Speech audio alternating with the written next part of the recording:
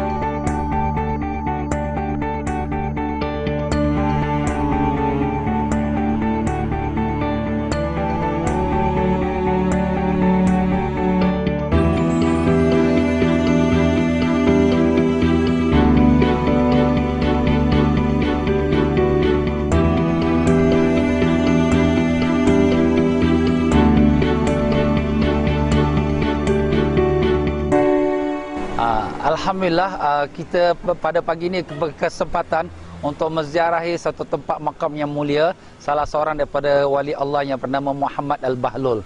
Sebenarnya Muhammad Al-Bahlul ini adalah seorang wali Allah yang masyhur. Dia adalah abang kepada Khalifah Harun Ar-Rashid. Tetapi perkataan Bahlul juga sudah begitu masyhur di negara kita, Singapura, Malaysia, Indonesia. Cuma cara penggunaannya itu agak berbeza.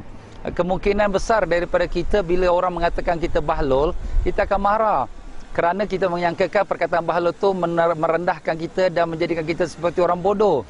Tetapi sebenarnya bahlul ini adalah nama wali Allah yang sekarang kita menziarahinya. Kemungkinan zaman dahulu datuk nenek kita, mereka mengetahui sejarah ini.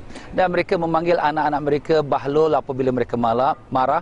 Dengan tujuan supaya anak-anak itu mudah-mudahan menjadi orang yang wali Allah, orang yang baik-baik. Tetapi oleh kerana lama-kelamaan sejarah itu tidak dikenali, dan akhirnya bila dipanggil bahlul, kita merasakan marah kerana kita macam diperbodohkan. Maka dengan itu hari ini kita dapat menguraikan satu perkataan yang mungkin selama ini kita tidak memahaminya. Dan kalau lain kali kalau orang panggil kita bahlul, kita ucapkan amin, kerana dia mendoakan untuk kita menjadi seorang wali Allah. Ya. Satu masa Harun Ar-Rashid dengan isteri Siti Zubaidah lalu depan bahlul yang sedang membuat rumah daripada tanah liat. Maka bertanyalah Harun Rashid, "Hai Bahlul, kau buat apa?" Bahlul kata, "Aku sedang buat rumah syurga." Maka isterinya Siti Zubaidah kata, "Boleh aku beli?" Bahlul kata, "Boleh." "Berapa?" 10 dirham. Maka apabila Harun Ar-Rashid dengar isterinya bayar 10 dirham, Harun Rashid ketahukan, kau dah kena tipu-tipu dengan si Bahlul ni. Tetapi pada malam itu Harun Ar-Rashid dia mimpi bahawa satu rumah besar, cantik, dan dia tertulis Siti Zubaidah. Maka Harun Ar-Rashid nak masuk rumah itu, pengawal kata tak boleh. Kata Harun Ar-Rashid, "Ni rumah isteri aku." "Yalah, isteri kau tapi bukan rumah kau." Maka Harun Ar-Rashid bila bangun pagi, dia pun kelang kabut cari Bahlul. "Bahlul, aku nak beli rumah kau." Kata Bahlul, "Boleh." "Berapa?" 10,000 dirham. Kenapa semalam 10 dirham? Semalam kau tak nampak, hari ni kau dah nampak." Jadi sini menunjukkan bahawa Bahlul ni orang yang kasyaf. Dan dia adalah juga seorang wali Allah yang soleh. Maka sebab itulah Allah kabulkan semua doa-doanya. Ya. Semasa saya kecil dululah, masa umur ya, masa ialah peringkat umur yang semasa lagi masa orang tua dulu. Kalau dia selalu marahkan anak, selalu digunakan bahasa yang kasar tu. Tak siap pada itu bahasa kasar lah tu. Bahasa bahadul engkau lah. Dia gunakan gitu bahasanya. Jadi kita bila saya sampai sini dekat tanah suci, baru saya tahu apa makna bahlul tu. Jadi bahlul tu adalah nama satu hamba Allah yang orang alim lah. Jadi itu yang saya faham daripada sini, baru saya dapat tahu apa makna bahlul tu. Kalau tidak saya sendiri pun tak tahu. Pakai umur saya sudah 82 tahun dah.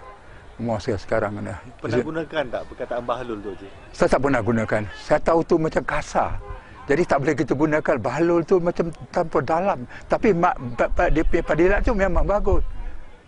Saya pun tak tahu macam mana. Bila kat saya sini, saya tahu. Jadi kalau sebut bahlul tu, memang jangan kita ambil apa. Jadi kita ingat yang sebut bahlul tu, ada padilahnya baiklah. Itu. Jadi, pada